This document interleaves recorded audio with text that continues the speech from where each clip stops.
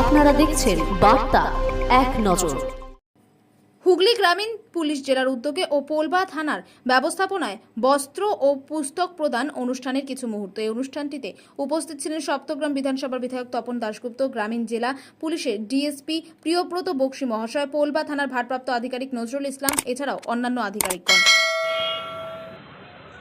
অফিসাররা officer in charge মেজবাবু সমস্ত অফিসারদের উদ্যোগে আজকে কৃতি সন্তানদের এখানে পুরস্কৃত করা হচ্ছে।